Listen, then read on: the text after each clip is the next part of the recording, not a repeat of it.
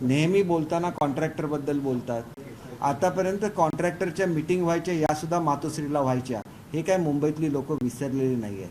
त्याच्यामुळे तुमच्या दृष्टीने मुंबई ही कंत्राट देणारी एक खाण असेल, पण आमच्या दृष्टीने मुंबईमध्ये माणसं राहतात, हे लक्षात ठेवा. आणि ज्या मुंबईचा पालकमंत्री असलेल्याचा आपण टेंबा मिरवताय, त्या ठिकाणी भारतातली पहिली एन्जिओप्लास्टी सुरू झाली आणि त्या एन्जिओप्लास्टीच्या 2 मशीनपैकी एक मशीन पूर्ण बंद होती आणि दुसरी मशीन 80% बंद होती. मी पालकमंत्री झाल्यानंतर त्याला पैसे द्यायला लागले. ही वस्तुस्थिती आहे. आणि त्याच्यामुळे केवळ आम्ही काहीतरी केलं असा टेंबा मिरवण्यापेक्षा पर्यावरण मंत्री म्हणून तुम्ही कशा रीतीने मुंबईचं हवा जी कधीही प्रदूषित झालेली नव्हती, आणि माजी मुख्यमंत्री देवेंद्रजी फडणवीस साहेब यांनी पुढची दूरदृष्टी ठेवून त्या ठिकाणी मेट्रोचं काम सुरू ठेवलेलं होतं. मेट्रोचं काम कोणामुळे बंद पडलं हे जगजाहीर आहे. आणि त्याच्यामुळे तुम्ही जर पर्यावरण मंत्री होता तर 1000 कोटी रुपयाचे स्टुडिओज हे CRZ एरियामध्ये कसे उभे राहिले याचं उत्तर तुम्ही मुंबईच्या जनतेला दिलं पाहिजे. मुंबईचे कॉन्ट्रॅक्टर काय करायचे याचं उत्कृष्ट उदाहरण मला स्वतःला माहिती आहे. एक जर्मन कंपनी, आताच ते बांधलेल्या ह्याच्याबद्दल सांगत होते, तलावाबद्दल, की ज्याच्यामुळे पाणी हे होणार नाही. जे ड्रेन्स आहेत मुंबईचे, जे आपण ज्याला फ्लड वॉटर ड्रेन म्हणतो तसे आहेत, पिण्याच्या पाण्याच्या वाहिन्या आहेत. तर एक टेक्नॉलॉजी अशी आली आहे जगामध्ये की त्याला आतमधून काचेसारखं अस्तर देण्यात येतं.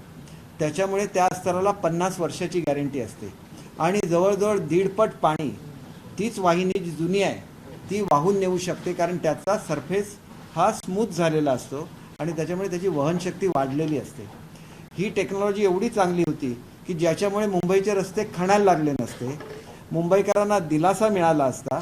आणि म्हणून मी त्या जर्मन कंपनीच्या प्रेसिडेंटला घेऊन उद्धव साहेबांकडे गेलो.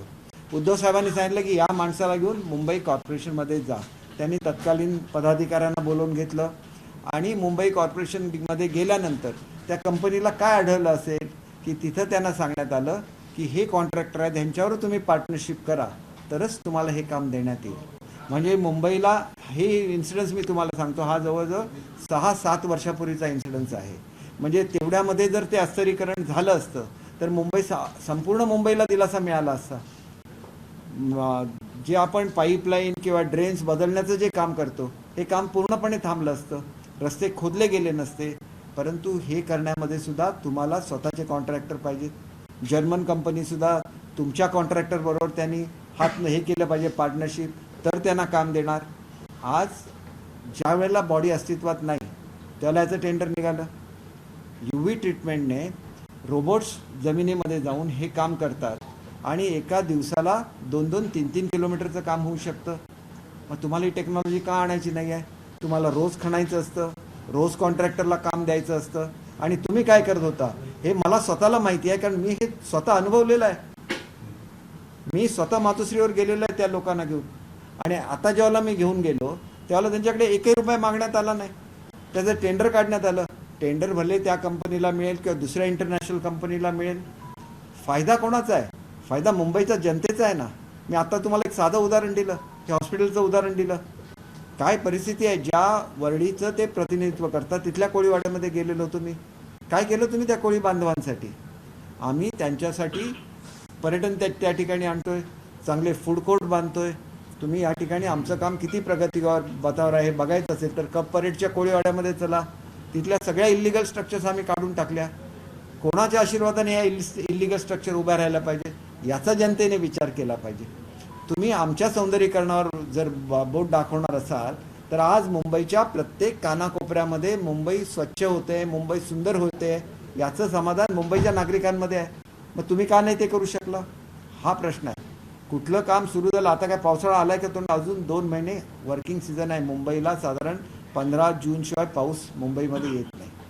आणि मग कॉन्क्रीटच्या रस्त्याचं काम त्या पिरियडमध्ये चालू शकतं. आता जर तुम्ही कॉन्क्रीटचं काम असलेलं बघा, त्या ठिकाणी डक्टची सुद्धा प्रोव्हिजन आहे. म्हणजे पुढच्या काळामध्ये तिथं फोडायला सुद्धा लागणार नाही. मग चांगली कामं होत असताना तुमची काय नीती असते की एकच काम 10-10 वेळा तेच खड्डे बुजवायचे, परत तेच कॉन्ट्रॅक्टर. साधं तुम्ही बघा की कचऱ्याच्या वाहतुकीच्या वेळेला केवढं मोठं फ्रॉड त्या ठिकाणी निघालं होतं की खोट्या ट्रिपा दाखवल्या जात होत्या. तुमची सत्ता होती ना त्यावेळेला. आणि त्याच्यामुळे कामं होत असताना नगरसेवकांची कामं होत असतात असं तुम्ही सांगण्याचं काहीही कारण नाही. मुंबईच्या कानाकोपऱ्यामध्ये कामं चालू आहेत. तुम्ही कधी वेळ दिला? आज तुम्ही म्हणता ना बाबासाहेब आंबेडकरांचं नाव आजपर्यंत तुम्हाला त्या नावाबद्दल हे होतं, आज तुम्ही नाव घेताना मग सांगा किती दलित वस्त्यांवर तुम्ही समाज मंदिरं उभारलेली आहेत? आम्ही 45 दलित वस्त्यांवर समाज मंदिरं उभारण्याचं काम केलं. जिथं बाबासाहेबांनी उभं केलेलं बौद्धजन पंचायत समितीचं जे कार्यालय आहे त्याच्यासाठी 25 कोटी रुपये दिले. एवढंच नाही तर प्रत्येक दलित वस्तीवर आम्ही अभ्यासिका उभ्या करतोय. कशासाठी उभ्या करतोय? त्यांना न्याय दिला पाहिजे. तुम्ही 25 वर्षामध्ये न्याय का नाही दिला? तुम्ही स्वतःच्या स्वार्थासाठी त्यांच्यावर युती करायला पुढे धावता, परंतु त्यांना न्याय देण्याची भूमिका तुमची कधीही नव्हती, आताही नाही, नंतरही नाही. आणि काय कामं केली जातात आम्ही स्वतः अनुभवलेलं आहे. म्हणून आम्ही काय केलं की म्हाडाच्या सगळ्या टॉयलेट्स या आम्ही त्यांच्याकडून रद्द केल्या, महापालिकेकडे दिल्या. त्याचं मेंटेनन्स तरी झालं पाहिजे. आजपर्यंत तुम्हाला का नाही सुचलं की चांगल्या टॉयलेट्स बांधल्या गेल्या पाहिजेत, त्याचं मेंटेनन्स झालं पाहिजे? नाहीतर एकच फुटपाथचं काम 4-4 वेळा करायचं आणि मग त्याच्यामध्ये सांगायचं की आम्ही हे नगरसेवकांना दिलं म्हणून. याच्यामध्ये काय खरं अर्थ आहे? तुम्हाला खऱ्या अर्थाने मुंबईमध्ये सुधारणा घडली पाहिजे तर मुंबईमध्ये मेट्रोचं काम फडणवीस साहेबांनी आणलं, शिंदे साहेबांनी ते पूर्ण करत आणलेलं आहे. दुसरी गोष्ट अशी आहे की मुंबईचा विकास होणार नाही असं तुम्ही म्हणता, मग ट्रान्स हार्बर लिंक जो ब्रिज झालेला आहे, एका ब्रिजने संपूर्ण मुंबईचा कायापालट होऊ शकतो. 15 मिनिटामध्ये तुम्ही रायगड डिस्ट्रिक्टमध्ये पोहोचता, म्हणजे 15 मिनिटावर दुसरी मुंबई उभी राहू शकते. शेवटी मुंबईचा विकास कसा व्हावा याच्या संदर्भात तुम्ही केवळ कॉन्ट्रॅक्टरची बाजू मांडत राहणार. मुंबईच्या विकासाच्या संदर्भात 4 डेक बांधले म्हणजे मुंबईचा विकास होत नाही. मुंबईमध्ये आजही फुटपाथवर लोक झोपतात, त्यांच्यासाठी आम्ही नाईट शेल्टर्स निर्माण करतो. शेवटी मुंबई हे बेगर्स फ्री झाली पाहिजे. कुठल्याही तुम्ही देवळाच्या बाहेर चला, त्या ठिकाणी तुमच्या मागून मुलं धावायला लागतात. आजपर्यंत तुम्हाला ते दिसलं नाही का? महालक्ष्मीला पार्किंग नाही आहे, आजपर्यंत तुम्हाला दिसलं नाही का? मुंबादेवीचा परिसर, ज्या मुंबादेवीच्या नावाने मुंबई शहर वसलेलं आहे, त्या मुंबादेवीच्या परिसरामध्ये पाय ठेवता येणार नाही, एवढं कंजेशन त्या ठिकाणी झालेलं आहे. तुम्हाला कधी दिसलं नाही का? मग आम्हीच त्याची कामं का सुरू केली? हा सुद्धा प्रश्न आहे. आणि म्हणून मुंबईवर प्रेम करायचं असेल तर मुंबईकरांवर प्रेम करायला लागतं. आणि ह्या मुंबईच्या उभारणीमध्ये सगळ्यात मोठा वाटा हा कोकणी माणसाचा राहिलेला आहे. मग ते जगन्नाथ शंकर शेठ असून दे, भागवजी शेठ कीर असून दे. आणि त्याच्यामुळे त्याचा वारसा घेऊन आम्ही सुद्धा कोकणातल्या प्रत्येक आमच्या घरामधला प्रत्येक मनुष्य हा मुंबईमध्ये राहतो. आमच्याकडे जेवढी पॉप्युलेशन आहे माझ्या स्वतःच्या जिल्ह्याची, तेवढीच लोक मुंबईमध्ये आमची राहतात. की 3-4 लाख रुपये कमी राहतात लोक. तिथं 9 लाख राहत असतील तर मुंबईमध्ये आमची 6 लाख लोक राहतात. म्हणजे ही अटॅचमेंट आमची मुंबईशी आहे. आणि म्हणून मुंबईमध्ये आल्यानंतर आम्ही मुंबईच्या लोकांना न्याय द्यायला सुरुवात केला. तो न्याय तुम्ही का नाही दिला? तुम्ही जर स्वतःला पर्यावरण मंत्री म्हणता तर तुम्ही आणि तुमचे दुसरे काँग्रेसमधले सहकारी पालकमंत्री दोघंही ते स्टुडिओ बघायला गेला होता. ते स्टुडिओ CRZच्या एरियामध्ये होते. त्याला तुम्हाला असं वाटलं नाही का? मुंबईची मिठी नदी सर्वात प्रदूषित आहे. तुमच्या काळामध्ये का नाही काम त्यांचं चालू झालं? तुम्ही असं खोटं का सांगताय की सॅलिनेशन प्रकल्पाचं काय झालं मला माहिती नाही, म्हणजे जणू काय तो प्रकल्प बारगळला, अशा भाषेत तुम्ही बोलता. मी मुंबईमध्ये पालकमंत्री म्हणून ज्या मीटिंग घेतलेल्या आहे त्याचं प्रोसिडिंग कोणालाही बघायला अवेलेबल आहे.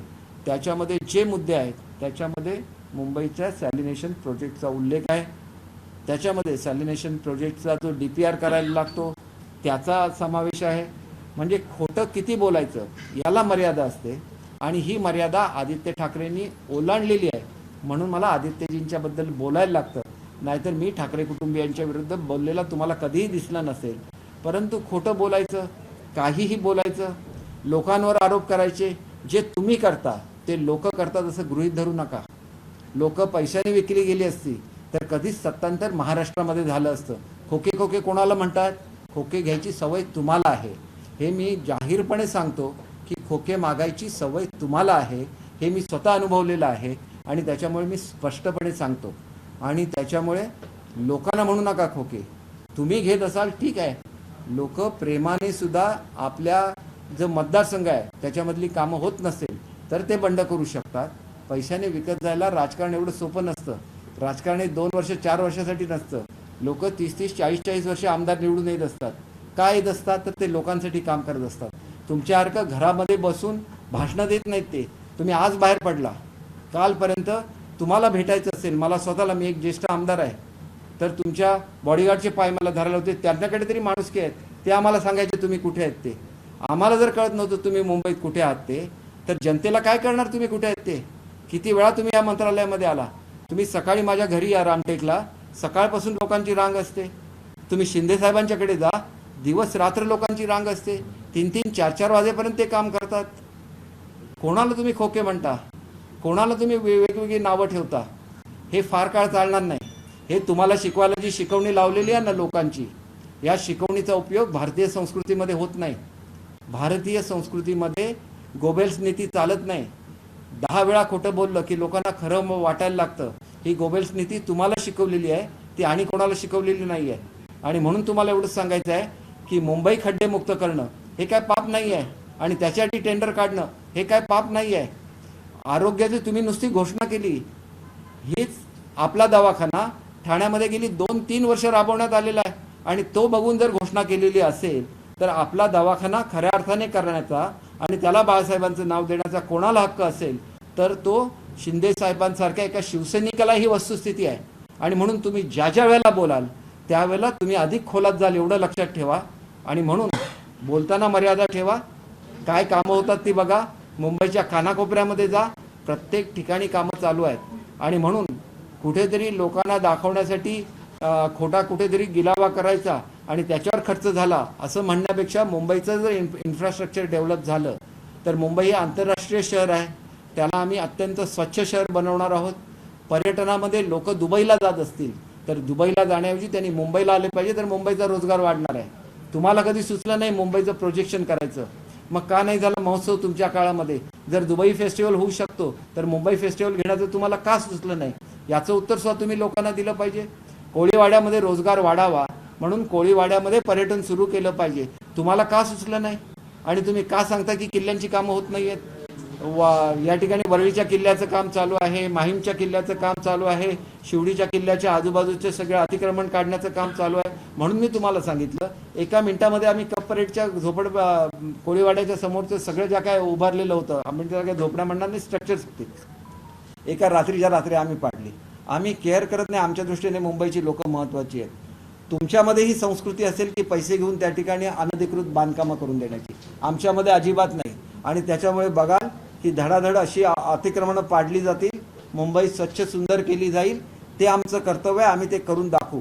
आणि म्हणून मी तुम्हाला सांगितलेलं आहे की तुम्ही नुसतं हिंदुत्ववादी म्हणता, आम्ही हिंदूंची देवळं जेवढी सुंदर करतोय तेवढंच आम्ही त्या ठिकाणी हाजी अलीचा दर्ग्याला जाणारा रस्ता सुद्धा तेवढाच सुंदर करतोय. प्रत्येक गोष्ट मुंबईची आहे. हा मुंबईचा एक ऐतिहासिक वारसा असेल.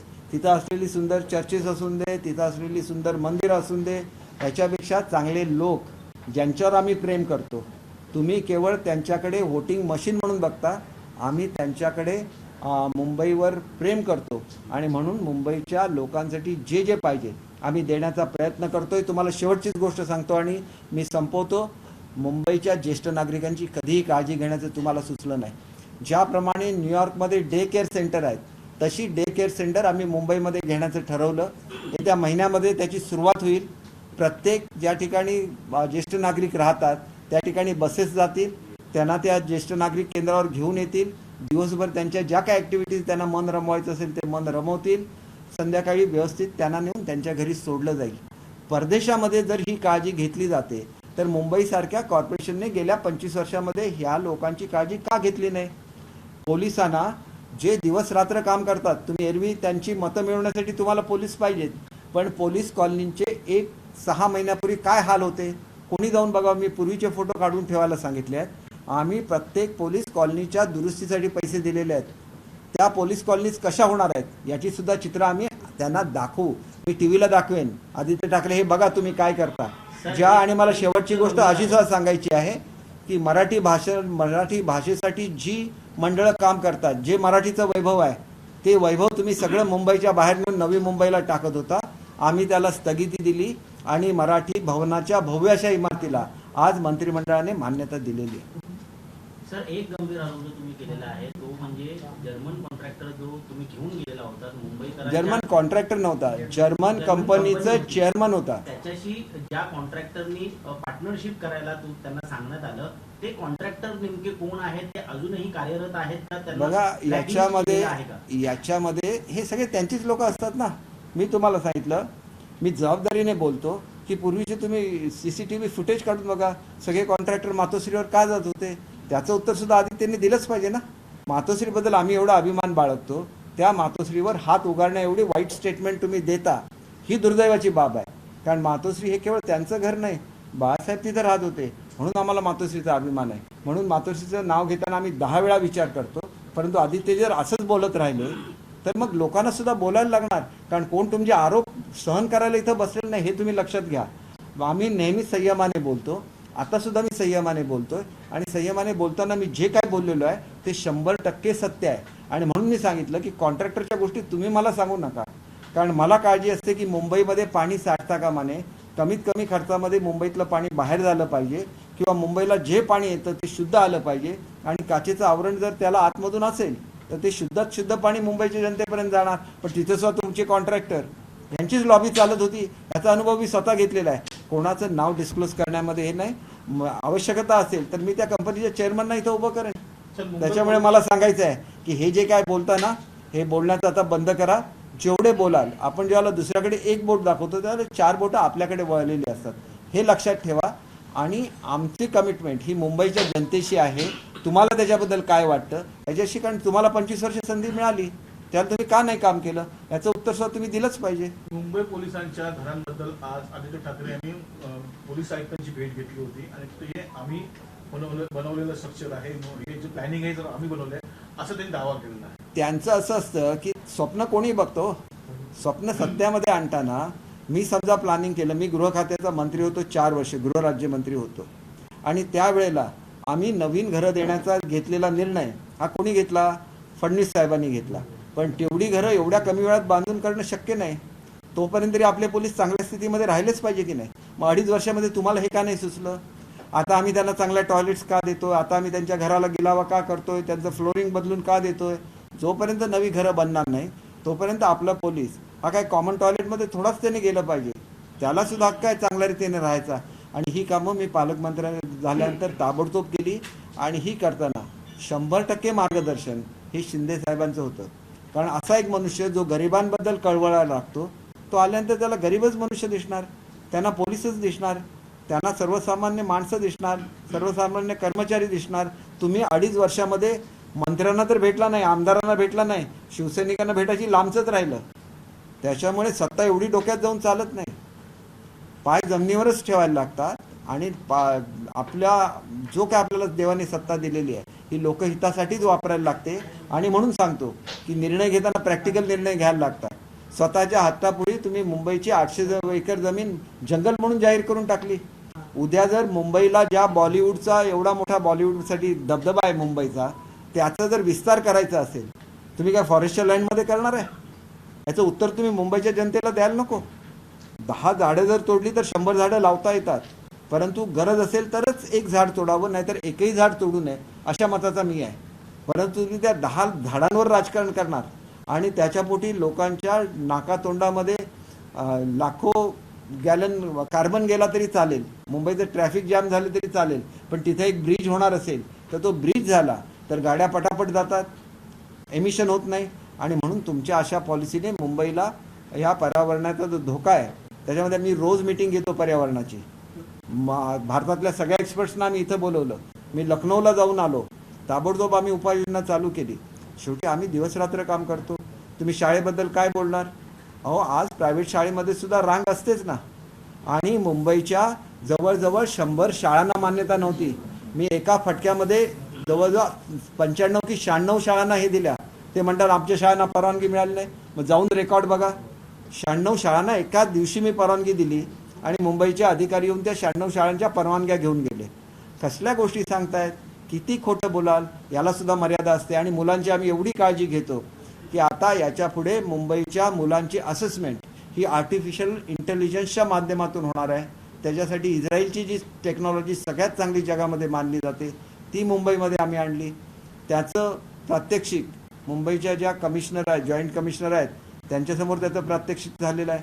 मुंबईच्या मुलांना उत्कृष्ट मिळालंच पाहिजे. एखादी CBSEची शाळा किंवा इंटरनॅशनल स्कूल तुम्ही चालू केलं असेल त्याच्याबद्दल आम्ही तुमची शाबासकी देऊ तुम्हाला, परंतु त्याच्याचबरोबर मराठी शाळांची गुणवत्ता तुम्ही वाढवू शकला नाही, हे तेवढंच मोठं आहे. आणि म्हणून आमचं सरकार मराठीसाठी कटिबद्ध आहे आणि जी जी भाषा जो मनुष्य बोलत असेल त्याला मातृभाषेमध्ये त्याचं शिक्षण देण्यासाठी आमचं सरकार कटिबद्ध आहे. शासनाच्या अभ्यासक्रमाच्या शाळा वगळता आता राज्यातील इतर ज्या शाळा आहेत त्यांच्या अभ्यासक्रमात मराठी विषय सक्तीचा करण्याच्या निर्णयाला आज स्थगिती लावण्यात आलेली आहे. नाही, हे संपूर्ण चुकीचं आहे. की आपण एक गोष्ट लक्षात घ्या की 8वी 9वी आणि 10वी मध्ये आपण ज्यावेळेला नव्याने मराठीची सक्ती करतो त्यावेळेला ती मुलं ऑलरेडी 5वी 6वी 7वी मध्ये गेलेली असतात. म्हणजे 5वी 6वी 7वी मध्ये गेलेल्या मुलाला पहिलीपासून मराठी शिकता येत नाही आणि मग ती मुलं जर मराठी पहिलीपासून शिकलेली नसली तर त्यांच्या 10वीच्या रिझल्टवर परिणाम होऊ शकतो. म्हणून ती मुलं 10वी पास होईपर्यंत त्याला गुणांकनाची सवलत दिलेली आहे. ती गुणांकनाची सवलत कशासाठी आहे? त्या मुलांसाठी आहे की ज्या वेळेला मराठीची सक्ती झाली त्यावेळेला ती 6वी मध्ये आलेली होती, म्हणजे मुळापासून ते मराठी शिकले नाहीत. आता त्याच्यानंतरची जी बॅचेस येणार ते मराठी सुरुवातीपासून शिकलेले आहेत. त्याच्यामुळे अशी मुलं ही 9वी 10वी मध्ये फेल गेली असती, कारण 8वीपासून परीक्षा चालू होते, 8वीपर्यंत परीक्षाच नसते. आणि त्याच्यामुळे 8वी 9वी 10वी मध्ये ही मुलं फेल होऊ नयेत याच्यासाठी मराठी कंपल्सरी आहे, परंतु त्याला गुणांकन आहे. तुम्ही समजून घ्या की एक मुलगा पहिलीपासून शिकलेला आहे आणि एक मुलगा 8वीपासून मराठी शिकायला लागला तर त्यांच्या शिकण्याच्या याच्यामध्ये फरक पडतो. आणि CBSEचा जो मराठीचा पेपर आहे तो एवढा अवघड असतो की 7वीपासून ज्यांनी मराठी शिकायला सुरुवात केली तो सोडवूच शकणार नाही, तो त्या परीक्षेमध्ये फेल होणार. शेवटी मुलांचाही विचार केला पाहिजे. मराठीची सगळी जी संशोधनाची कार्यालय तुम्ही नवी मुंबईमधून टाकून देता बाहेर त्याला तुम्हाला मराठीचा आठवण होत नाही, त्या मराठीची आठवण आम्हाला होते. म्हणून मी तो निर्णय रद्द केला आणि भव्य मराठी भवन इथं बांधायचा निर्णय घेतला. त्याच्यामुळे मराठी प्रत्येक मुलाला आली पाहिजे याच्याबद्दल मी स्वतः अत्यंत कटिबद्ध आहे. परंतु त्याच्याचबरोबर ज्याला हा निर्णय घेतला त्याला काही मुलांच्या ऑलरेडी ते 5वी 6वी 7वी त्यांची झालेली होती आणि मग त्यांना आपण 7वीपासून शिकवायला सुरुवात केलं तर ते मूल ज्याला 10वीमध्ये पोचतं त्याला तर मराठी भाषेमध्ये ते पारंगत नसणार, म्हणून त्यांनी फेल व्हायचं का? असं बिलकुल नसतं. त्याच्यामुळे मराठी भाषा आहे, फक्त गुणांकनाची पद्धत त्याच्यासाठी दिलेली आहे आणि ही सवलत फक्त 3 वर्षासाठी आहे. म्हणजे 7वीची जी बॅच आता 8वीमध्ये जाईल आणि नंतर जी 9वीमध्ये जाईल आणि नंतर ती 10वीमध्ये जाईल तेवढ्यापुरती ही सवलत मर्यादित आहे. पहिली बॅच 8वीचा मुलगा 9वीमध्ये गेला की 8वीला रेग्युलर परीक्षा सुरू होणार. ती बॅच 9वीला गेली की 9वीच्या मुलांना रेग्युलर परीक्षा दिली पाहिजे आणि 10वीची बॅच 10वी पास आउट झाली की मग त्यांना रेग्युलर परीक्षा दिली पाहिजे. ही मुलांसाठी केलेली ॲडजस्टमेंट आहे, त्याच्यामध्ये कुठलीही तडजोड मराठी विषयावर नाही. पण इतर राज्यात सर अशी सक्ती उठवलेली नाही, तिकडे इतर अभ्यासक्रमांमध्ये सक्ती आजही आहे. तुम्हाला कोणीतरी सक्ती उठवली असं जर म्हणत असतील तर ते चुकीचं आहे. सक्ती आजही आहे, फक्त त्यांच्या ज्या परीक्षा आहेत त्या परीक्षा ते देऊ शकणार नाही, ते त्या विषयामध्ये फेल होणार. तर त्याच्यासाठी ही काळजी घेतलेली आहे की आज 7वीत असलेला मुलगा 8वीत गेला तर त्याला 8वीमध्ये गुणांकन करायला लागेल. त्याच्यानंतर तो 9वीमध्ये गेला तर 9वीमध्ये त्याला गुणांकन असेल. तो मुलगा 10वीमध्ये गेला की 10वीमध्ये गुणांकन असेल. पण हा जो दुसरा मुलगा 8वी 9वीमध्ये गेला असेल त्याला मराठी परीक्षा कंपल्सरी आहे. तुम्ही समजून घ्या त्याच्यामधला फरक काय आहे तो. आणि हा फरक नाही केला तर मग आपली सगळी मुलं जी आहेत ती जी इंग्लिश मिडियममध्ये गेलेली आहे, जी आदित्यजीची क्रेज आहे इंग्रजीबद्दल त्याच्यामध्ये गेली तर ती मुलं सगळी फेल झाली असती ना. त्यांना इंग्रजीबद्दल हे आहे. आम्ही काय म्हणतो, इंग्रजी ही इंटरनॅशनल कम्युनिकेशन लँग्वेज आहे. मी सुद्धा उत्कृष्ट इंग्रजी बोलू शकतो, परंतु हे बोलताना मी आधी मराठीमध्ये विचार करतो, कन्व्हर्ट करतो आणि इंग्रजी बोलतो. म्हणून आपल्या मुलांना आम्ही आता अभ्यासक्रम आणि इंजिनिअरिंगचं ट्रेनिंग या वर्षीपासून मराठीमध्ये देतोय. याचा तुम्ही उल्लेखच नाही करत की मराठीमध्ये या वर्षीपासून इंजिनिअरिंग सुरू झालं आहे, पुढच्या वर्षीपासून मराठी जे मेडिकलचं शिक्षण हे मराठीमध्ये सुरू होणार आहे. तुम्ही का नाही करू शकला? आम्ही का करू शकलो? याला आम्हाला मराठीबद्दल अभिमान आहे. आणि त्याच्याचबरोबर आमचा अभिमान किंवा आमच्या आग्रहामुळे एखाद्या मुलाचं नुकसान सुद्धा होता कामा नये आयुष्याचं, याबाबत सुद्धा आम्ही पर्टिक्युलर. सर आजच संजय राऊतांनी पुन्हा म्हटलेलं आहे का मी कोणाच्याही बापाला घाबरत नाहीये. जे मोठंच ऑपरेशन होतं भाजपाचं आणि राष्ट्रवादीचं त्यांनी मोडून काढलेलं आहे आणि हे उद्देशून ते अजितदादांना म्हणाले की अजितदादा काय म्हटलं होतं का माझी कोणी वकील करू नये. अहो ते अजितदादांना ओळखत नाही आहे, त्यांनी सांभाळून राहिलं पाहिजे. अजितदादा जेवढे प्रेमळ आहेत ना तेवढे कडक आहेत. ते राऊतना बरोबर काय ते दाखवतील मला खात्री आहे. त्याच्यामुळे त्याचं उत्तर मी द्यायला नको. त्याने उगाच वाघाच्या तोंडात हात घातलेला आहे. हात कसा सुखरूप होईल ते बघण्यासाठी जाऊन एकदा त्यांची क्षमा मागा, तर तुमची सुखरूप सुटका होणार. नाहीतर दादा काय तुम्हाला सोडतील असं मला वाटत नाही. आदित्य ठाकरे सुद्धा आज पत्रकार परिषद म्हणाले की सध्याचे सीएम म्हणजे करप्ट मॅन. अहो करप्ट मॅन बघायचं असेल तर त्यांनी आरशामध्ये स्वतःला बघावं. आणि मी ह्याचं उत्तर ज्याला पुन्हा हे घेईन त्याला देईन की कशा रीतीने पैसे मागितले जातात आणि पैसे नाही दिले तर तुमच्यासाठी मोठमोठ्या राजकीय काम करणाऱ्या लोकांना सुद्धा कसं डावललं जातं हे मी स्वतः अनुभवलेलं आहे. आणि त्याच्यामुळे करप्शनच्या गोष्टी तुम्ही करू नये. सगळ्या गोष्टी आम्हाला माहिती असतात. फक्त उद्धव साहेबांच्याबद्दल आदर आहे म्हणून मी आदित्यजींच्या अशा प्रश्नांची उत्तरं देत नाही. एवढंच मी तुम्हाला सांगतो. नाना पाटलांनी आरोप केलेला आहे जो जी घटना घडली नवी मुंबईला त्याच्यामध्ये 304चा गुन्हा दाखल केला आहे. मनुष्य सत्वसोनाचा गुन्हा दाखल हे बघा, सरकारवरती एक गोष्ट अशी आहे की आता हीटवेव्ह आली आहे. मी आजच बघा हीटवेव्ह आलेली ज्यावेळेला आम्हाला कळते मेट्रोलॉजी डिपार्टमेंटने आज इशारा दिला आहे हीटवेव्हचा, बरोबर आहे. याच्यापूर्वी जर मेट्रोलॉजी डिपार्टमेंटचा इशारा आला असता तर निश्चितपणे त्याची दखल घेतली गेली असती. कोकणामध्ये आजपर्यंत एकही मनुष्य सनस्ट्रोकने दगावलेला नाही. फर्स्ट टाइम हे घडलं. याचा अर्थ असा होतो की वातावरण अशा तऱ्हेने बदललेलं आहे की जे विदर्भ किंवा मराठवाड्यामध्ये घडत होतं ते कोकणामध्ये सुद्धा घडू शकतं. हे पहिल्यांदाच आमच्या निदर्शनाला आलं. आज मी फोन केलेला होता आमच्या डिपार्टमेंटला, जर हीटवेव्हचं अलर्ट असेल तर शाळांच्या परीक्षा झाल्या की नाही खात्री करा आणि ताबडतोब मुलांना सुट्ट्या देऊन टाका. मुलांचं नुकसान करून सुट्ट्या देऊ नका, परंतु जर त्यांच्या परीक्षा सगळ्या पूर्ण झाल्या असतील ताबडतोब मुलांना सुट्ट्या द्या. एवढी काळजी आम्ही घेतो. आम्ही काय लोकांना मरायला देणार आहे थोडंच. आणि म्हणून एक गोष्ट लक्षात घ्या की जे घडलं तो एक अपघात होता. आणि ज्याला आप्पासाहेब धर्माधिकाऱ्यांसारखा एक महात्मा सांगतोय की हे अपघात होता आणि तुमच्यासारखी लोक त्याच्यावर राजकारण करतात, याच्यासारखी वाईट गोष्ट दुसरी कुठलीच नाही. आणि संध्याकाळ झाली तर रात्रीच्या वेळेला हे जे श्री साधक सगळे जाणार होते त्यापैकी अनेकांच्या गाडीला अपघात झाला असता तर त्याला जबाबदार कोण राहिलं असतं. कालसुद्धा आपली मुलं गेली होती गोरेगावची, त्या ठिकाणी ढोल पथक घेऊन रात्रीच्या वेळेला प्रवास केल्यानंतर गाडीला अपघात झाला. केवढा भीषण अपघात होता बघा ना त्याच्यामध्ये. आणि त्याच्यामुळे मला असं सांगायचं की दुःख आम्हाला सुद्धा आहे जे घडलं त्याच्याबद्दल, परंतु कशाचं राजकारण करायचं याच्या मर्यादा महाराष्ट्रामध्ये तरी ओलांडल्या जाऊ नये एवढी ही महाराष्ट्राची पवित्र भूमी आहे. खारघरमध्ये जे काही मृत्यू झाले उष्माघातामुळे यासाठी विशेष अधिवेशन घ्यावे यासाठी काँग्रेसने मागणी केलेली आहे. राज्यपालांकडे पत्र दिलेलं आहे. काँग्रेस काहीही करू शकतं. सध्या उद्योग नाही आहेत त्याच्यामुळे पदयात्रा सुद्धा करू शकतात. दुसऱ्या दिवशी वेगळंच बोलू शकतात.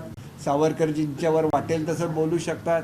मी तुम्हाला एक सांगतो, सावरकरजींचा ज्या दिवशी जन्मदिवस आहे त्या दिवशी आम्ही अंदमानला मराठी त्यांची जी कविता आहे त्याचा कार्यक्रम ठेवलेला आहे. राहुल गांधी काय बोलतात यांच्याशी आम्हाला देणं घेणं काय नाही. ज्या ठिकाणी स्वातंत्र्यवीर सावरकरांनी मरण यातना भोगलेल्या होत्या तिथं त्यांची आठवण पुन्हा एकदा जागृत करणं याच्या अर्थ दुसरं पवित्र काम काहीही नाही. केसरकर साहब, अभी हिंदी में बताइए कि आदित्य ठाकरे इन्होंने जो आज आरोप लगाया है संक्षेप में बताइए कि सीएम को करप्ट मैन बोला है और कहा है कि कॉन्ट्रैक्ट लेकर कई सारे भ्रष्टाचार के काम करते हैं. देखिए, जिन कॉन्ट्रैक्टर को काम नहीं मिल सके उनको रिप्रेजेंट करते हैं आदित्य ठाकरे, क्योंकि आज तक जब कॉन्ट्रैक्ट फाइनल होता था तो वो लोग मातोश्री पे क्यों जा रहे थे. आप मातोश्री के फुटेज निकाल के देखिए, ये 1.5-2 साल के बाद मिलेगा या नहीं मुझे मालूम नहीं है, लेकिन वो लोग क्यों जाते थे ये भी सवाल लोगों ने उनको करना चाहिए. कोई भी लोकप्रतिनिधि हो उनको कॉन्ट्रैक्टर का एजेंट नहीं बनना चाहिए और उनके तरफ से प्रेस कॉन्फ्रेंसेस नहीं लेनी चाहिए, ऐसे मुझे लगता है. एक बात है कि अजीत पवार और संजय राउत में तीनों में छिड़ गई है. संजय राउत ने फिर कहा कि ऑपरेशन लोटस जो है या फिर अजीत पवार जो जा रहे थे बीजेपी में मेरी वजह से, मेरे बयानों की वजह से वो बैकफुट पर आ गई है बीजेपी. देखिए, ऐसा है कि संजय राउत ऐसा बोल रहे थे इसीलिए उनकी पार्टी ख़त्म हो गई. अब वो राष्ट्रवादी के ही इशारों पे चल रहे थे तो उनको ये स्टेटमेंट निकालने से पहले शरद पवार जी का सलाह लेनी थी, क्योंकि वो अजीत दादा को जानते नहीं है. अजीत दादा जितने वो प्रेम करते हैं लोगों पे उतने ही वो कड़क भी है। संजय राउत इसी तरह से बोलते रहे तो उनको अपने बारे में ख्याल रखना चाहिए, ऐसे ही मुझे लगता है। ये आपको लगता है उनके इस बयान से महाविकास आघाड़ी में कुछ बिगाड़ी के? नहीं, वो जहाँ भी जाते हैं उनको एक शायद ये भगवान की देन है कि वहाँ पे वो लोगों को नाराज करते हैं, वहाँ से लोग निकल जाते हैं, तो वो ऐसे ही बोलते रहे तो बहुत सारे नेता जल्द ही कांग्रेस को जो बचे हुए उबाठा सेना है उसको और राष्ट्रवादी को छोड़ के दूसरे पक्ष में जा सकते। He is capable of doing that. Thank you. एक सवाल हिंदी में कारगर वाले मामले पर कांग्रेस कह रही कि एक अधिवेशन बुलाया जाए और 307 जो है देखिए, ऐसे है कि हीट वेव आती है वो किसी को बता के नहीं आती है। हीट वेव का अलर्ट तो जारी नहीं हुआ था और कोंकण में आज तक एक भी डेथ हीट वेव की वजह से नहीं हुई थी। एक कोंकण का रिकॉर्ड है।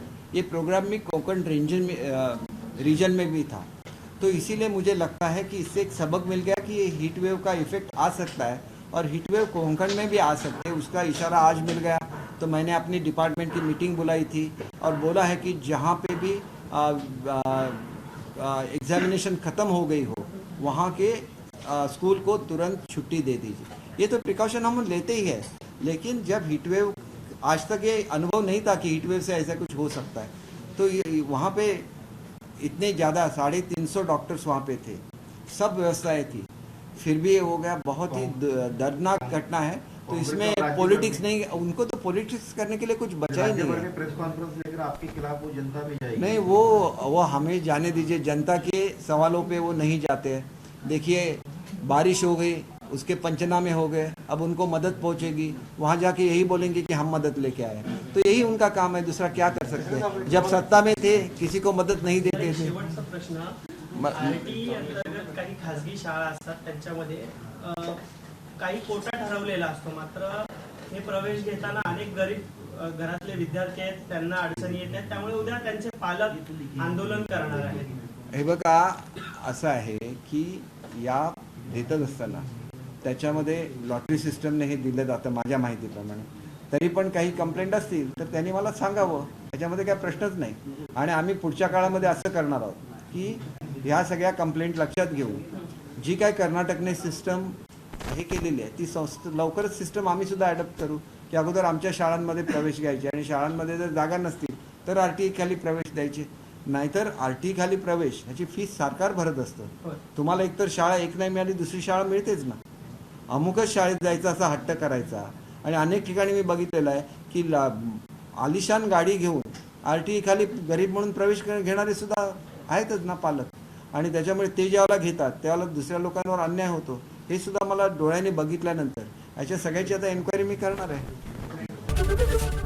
ABP माझा, उघडा डोळे बघा नीट।